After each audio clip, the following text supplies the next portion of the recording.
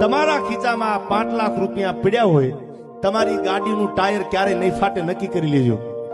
દુનિયા દાંત નથી કાઢવા, અને આમે દુનિયા ખાલી માણાના દાંત બહુ કાઢે છે. પૈસા નો ને એટલે દુનિયા મસ્તી બહુ કરે.